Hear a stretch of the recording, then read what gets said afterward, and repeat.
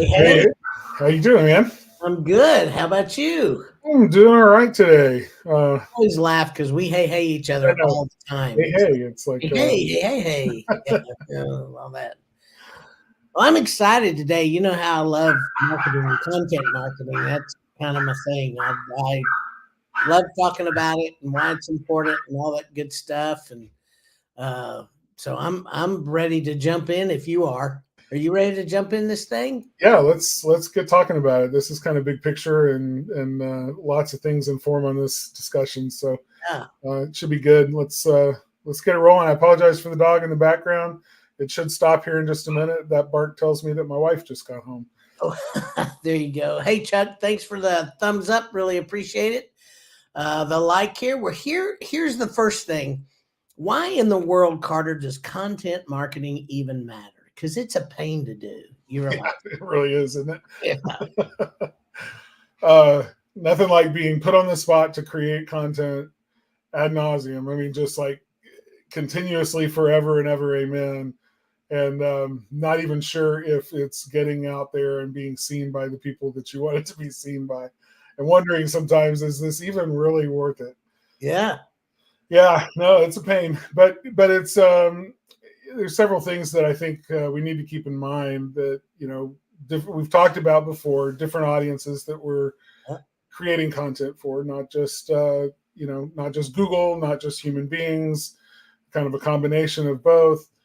It establishes authority, right? The EATT, um, uh, that Google's looking at to know trustworthiness, authority, all of those, the EAT things that I never can remember what they stand for. Well, actually, it's EEAT. Oh, it's an EAT, not Yeah, EATT. there's two E's now. Okay. So there's expertise. Uh, Yeah. And so that got thrown in there. So expertise and now you're see, I had it in my head and you said now I'm gonna ask somebody to go look it up online and tell me what it is. drop it in the comments if you have a minute. It'd be great. We're busy creating Yeah, content. we're busy creating content, which is going to be my thing. Is the reason that content matters really is because you got to get out there and talk to people. I mean, you have to get in front of people. You need to have content in order to get people to engage with you. It's like having a conversation. Somebody has to start the conversation. I was talking to one of our employees earlier today and just asked, just in general, if she had talked to one of our previous employees. And she said, it was really funny because when that person left, they told me, you'll have to reach out to me. I'm really not good at reaching out to people, a little uncomfortable, makes me a little uneasy. I don't know if I should or shouldn't or whatever. So if you want to talk to me, feel free to reach out. And so they talked to each other for, 3 or 4 months. And then life gets in the way, and now nobody's reaching out to anybody. So that's dead content. I mean, that's how that is. It's relationships. And that's what content's about. It's about relationships. Yeah, building bridges and connecting people to what we do. And Right. so the reason that a content, or why content marketing matters, is without it you don't have the bridges, you don't have the hope of Exactly. connecting with people.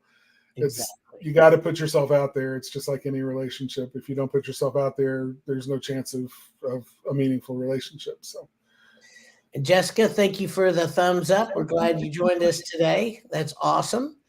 So we're going to talk about the key components of content marketing. This this may be a little bit different than some of y'all plan on, because the key that what I want you to think of when you talk about key components is they're just you have to have a beginning, a middle, and an end to content marketing. There's a storyline that happens in content marketing. There is things that you have to have in your marketing so that people enjoy what you're doing. That's part of it. If everything you put out is just the rote technical, I do this, this, and this. Yeah, because we talk about it all the time, but not everybody knows what we talk about. So if you need to, one of the big key components is making it engaging. I mean, that's and people talk about the structure of it. It needs to have a this and it's got to have, so many words and yada, yada, yada. And my deal, it just has to be engaging. You want people to interact with it, understand it. So let's talk about, because this gets into, the right content for the right audience on the right platform and those things. So the beginning of any content plan really needs to start with identifying those key factors. Just like any business plan starts with pretty much those same assumptions. We're going to perform X, Y, and Z services and offer X, Y, and Z products to a particular audience that looks like this in this area, this, these needs, these characteristics. And, we're going to, charge this amount and all of that, right? So you're enumerating all of those things that the business plan is built around. Well, the marketing plan is very similar. It's starting with certain assumptions about who your audience is, where they gather online, how you'll reach them, what content it is that they need, what their biggest frequently asked questions are, what their biggest needs are in terms of education or knowledge that we can address, and their preferred ways of consuming that content, whether it be blog posts or social media posts or maybe longer form podcasts or, whatever it may be. So pairing up those things, right? Taking the content that you can create, figuring out how to create it to reach the people that you ultimately want to reach, the most profitable people for your business ultimately. So you start there. That's to me the beginning of a solid foundation for a marketing plan. Yeah, and I really, and I agree with you. I just think a lot of times we create a marketing plan and we stay in the safe zone. We stay in, when it's just the things that we know, this is how we do this is how we do that, yada, yada, yada, and so, but I want you guys to start thinking about how can I make these things engaging? So that was my biggest deal with that. And then the practical steps for developing a plan is basically taking the things you just talked about and start developing stories around those things. Also, here's another thing I think is really important, which you touched on as well. What we're doing right now is creating content. I mean, we are creating content. So a podcast is content, blog posts are content, social media posts are content, Google posts on your Google business profile is content. Content is everywhere. So when you're developing a plan, try to develop it in a way that you can reuse content in a lot of different areas. I mean, that's really important, because if one of the biggest challenges that I see for business owners when they're doing like Facebook, it's a real good example. They're like, what do I post on Facebook? I posted this and I posted this, I posted this and I posted this. And it's like, well, what are you talking about elsewhere? And they're like, what are you talking about?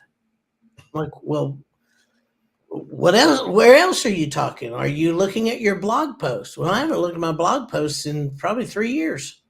I said, are you getting blog posts? Yeah, I think.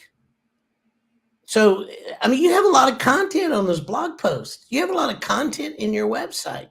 There's all kinds of stuff there. You got to dig into those things, because you're just wasting them if you don't. If you don't dig in and really start looking at those things that you've already developed or had developed for you, then those things just kind of fall off the radar. So don't forget about doing that.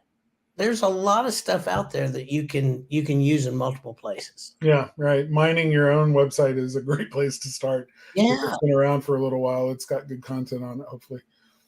Yeah, I think, in terms of planning, once you know what content you need to be creating and the audience that you're creating it for, then you can get down to the brass tacks of, okay, now we need to talk about, we've talked about the who, we've talked about the what, we've talked about the where. Now we need to talk about the when, like, the brass tacks of a schedule for creating content. What we know is that if you don't put it on the calendar to create it, it won't get created. It'll get pushed off and forgotten about. You got to have it in front of you as a task, as something that needs to be done on a regular basis. And not only what needs to be done and when, but a plan for getting it done. Who's going to do it? Who's going to do it? Who's going to create the, if it's content that you can't create on your own, maybe if it's graphics, then who's going to do the graphics part or take the pictures that are needed for it? Who's going to write? Who's going to, post it on the social media channel, so that everybody knows kind of what the game plan is, the marketing plan, and knows what we're accomplishing here and who is responsible for what to get that across the finish line and done every single time it gets done. And the reality is, if you take one thing and put all that effort into it, and all you're doing is putting it in one place, it's a waste. Because make sure that when you plan all those things, that you're planning on putting it on your website, in social, on Google Posts. I mean, if you're going to talk about it in a flyer, leave behind flyer, if you're going to put it in a magazine, you're going to do a podcast, or you're going to be a guest on a podcast that you can talk about it. Whatever those things are, make sure that you're thinking outside of just social media. Because this is what I find is everybody just thinks of Facebook, and they're not broadening that out and saying, I can use this in a whole lot of different ways. Yep. So how do we make it easier? This is going to be one of my favorite parts. Tools and resources for content planning. So I'm going to give you guys a little secret. How did we plan our podcast this year? Does anybody have any ideas? Well, I can tell you how we did it. I went to ChatGPT and I said, hey, tell me a really good plan for 52 weeks, what we should cover for home service businesses in marketing. I don't know if that was exactly the thing I said, but that's, close.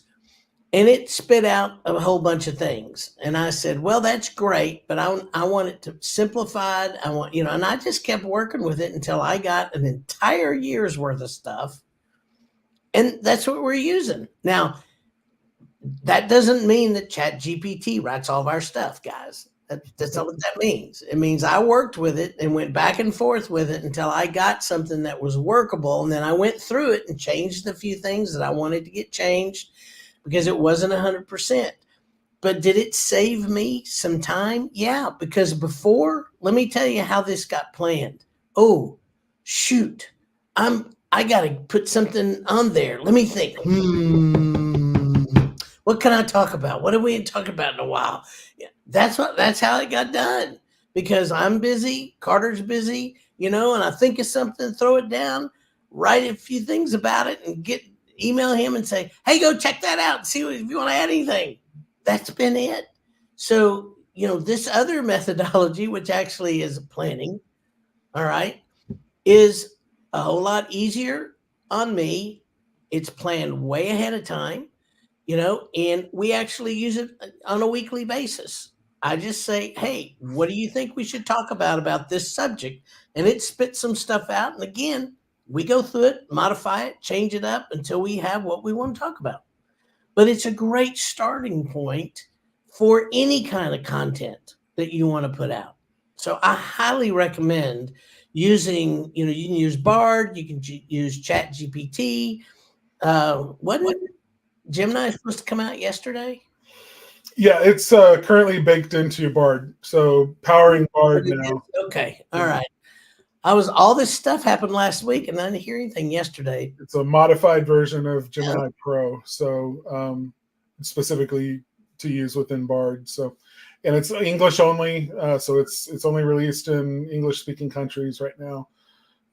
So limited in that sense, but it's still. I haven't had a chance to play around with it like I'd like to, but it could be pretty good. Yeah. So what else, Carter? There are other tools. There are tools out there that can help you with posting on social. Yeah, there's some great social media calendars. We've got one baked into Customermatic. It's a social planner calendar that you can put, it's just like a calendar, and you can put different posts on different days and then begin to even work on those posts and use AI to help you create those with generating images, generating copy right there in the social planner. And get the ability to when you're, schedule it out when you're ready for it to post on that day. So you could sit there on a weekend watching TV and get a whole month's worth of posts scheduled out in no time, just by using some of those tools that are available to you. So that's one thing. Canva is awesome for, image generation. I always recommend that one. Not image generation, but like putting together graphics and things like that. They've got great templates. More and more, though, I'm starting to see people use DALL-E 3 and Midjourney, which are AI image generation. And then, if they need a specific image of something, then they'll use that to create it, and then maybe bring it into something like Canva to do a little bit of editing with it, put it into a context, and maybe graphics with letters and words and whatever, so that it serves its purpose. So those would be my recommendations. We use StreamYard for our podcast, for the live stream here. That's the tool that you're seeing us on right now. It's connected to all of our social media platforms where we broadcast the show. So Facebook and YouTube specifically. And then it just goes live, and we can keep all of our show notes here and control everything from here so that we have more professional graphics and things like that. So it's a great tool for using if you're going to be doing video content. You don't have to do a show like this either. You could just simply set it up to do a private recording of you in front of a screen, talking into the screen, talking into the microphone, and then use that content as something that you publish in other places. So it's just a great video recording tool, and you can use it for live streaming as well. Yeah, you can live stream on it. I don't even know, Carter, if you realize you can do webinars. Yeah. Mm-hmm. Yeah, on it. You can do Facebook Reels on it. So if you need a place to do a video, to get a Facebook Reel, that's, StreamYard's a great place to do it. It's got a lot of really versatile tools with it. And Alyssa, wanted to give you a shout out. And Terry, thank you very much for the thumbs up. We always appreciate the likes and loves that you guys give. Just want to thank you real quick. The other thing I think is really interesting is, don't forget the photographs. You can actually, I did this the other day. I uploaded a photo into ChatGPT and asked it to duplicate it. It did not do a very good job yet, but it gave me some really interesting things. So play with some of those kind of things, because if you can I know you can also upload photographs into Canva and manipulate them. I've seen people do that. So if you've got photos or, digital photos of something that you want to use, you can actually take it into Canva and manipulate it. If you want to play with Chat and Bard, then they do have the ability to draw and give you pictures. I put in just the number of a fireplace the other day, and it did a pretty doggone good job of actually giving me a drawing. I asked it to give me a drawing of the fireplace. It did a really good job. So play with those tools, play with those things. You might be able to get some things out of it that you don't realize that you could. And the only way I know, to see if it can do what you want it to do is just play. Just try. Yeah, well, that's good advice. And it could be that you stumble upon a way of creating content that's a lot less complicated and more streamlined than you thought. So that's the advantage of getting to play with some of this new technology, is we're discovering ways that it really trims the time that it takes. I mean, I remember how much time we used to spend doing show content for Blue Collar Proud when we had that show, and the amount of time that that it took to do that, and we've been able to trim that down to next to nothing. Yeah. Comparatively. I mean, it still takes time and effort, and it's, to put together a good show, but it's a lot less intense than it used to be. Yeah, it really is. The other thing too that I just want to give you guys kind of a shortcut. One of the things that I've learned with Chat GPT and Bard, no matter who it is, if you can tell it to write on a 5th grade level, a junior in high school level, something like that, give it really detailed information of, the level of reading that you want based on what your clientele, who you think your clientele is, or hopefully who your clientele is, and so you can do that. But there's some real interesting thing there. Play around with that. The other thing is, if you've done some writing, upload your own writing into the chats, okay? Whether it's Bard, whether it's Chat GPT, upload it in there and ask it to remember your style of writing. That's another thing that I've recently done, and I'm kind of really shocked at, I'm glad it doesn't remember that I really can't spell. Just want to say that. But I've been really pleased with some of the stuff that it's actually given me, that it sounds way more like me than what it was in the beginning. So that's just a couple of little hints to do some of those things so that you can, because it trains and you have to tell it, remember this, and it will remember those things. So just kind of know that. I think that's just a couple of tips. Yeah, it's good. So anything else, Carter? Yeah, I want to say that, it's easy as a business owner to think that you're the only person capable of creating good content for your company, and to buy into the expertise trap that, says that you're the only person that has the knowledge necessary to, and you're the only person who can write in the tone or the brand. And, we start thinking like that. And before long, we've saddled ourselves with all the work. This is as much a reminder for me as it is for you guys. I'm speaking to myself here. Just remember, there are plenty of people on your team who are capable of helping generate good content. Think of the techs in your field. Each of them has a mobile device in their hand that they can take pictures with, that can become part of good content. They see things in the field. They hear questions in the field. They're tuned into, what some of the things are that they could answer. They may be even willing to get in front of a camera and talk every once in a while about, specific problems. So don't buy into the lie that you're the only person who can do it, and look for people on your team that can either help you or that you can delegate to help you create the content that your business needs as part of your marketing plan. That is great advice. Great advice. And the only last thing I'm going to leave you guys with is this: whatever you create, make sure an editor goes through it. Make sure that it's what you want before it goes out, and never ever ever trust.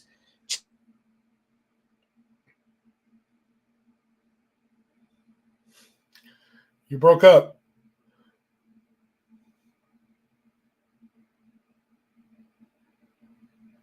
To spit out content that you have not reviewed. We both went. I don't know what happened. Maybe Facebook glitched. I don't know. Yeah, not sure. So anyway, don't let the machines write your content.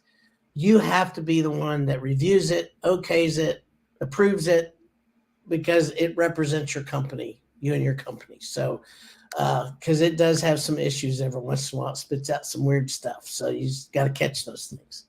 Anyway, with that, Spark Live, we are released as a podcast on Spotify, iTunes, Google Play, Podfly, or your favorite player. And next week, you need to get your questions in, because we're going to be answering Carter and Taylor question and answer. These are the only episodes that Chat GPT or artificial intelligence doesn't get to participate in. We get to listen to you guys and answer your questions directly, and use that for the show. So always look forward to that. Make sure you get your questions into us so that we can answer those on the show. I'm going to put this up because Jessica just said, I didn't realize that you can schedule your social media posts on Canva. You can connect now and schedule that out. I haven't looked at how in depth that is, or how far out you can schedule and that kind of thing, but that's pretty cool. Yeah, thanks, Jessica. Appreciate that. So with that, we'll leave y'all this week. We're 5 minutes or 4 minutes under time, so I feel good about that. We've gone over a couple of times. So y'all have a great week, and we'll see you next week. Bye, everybody.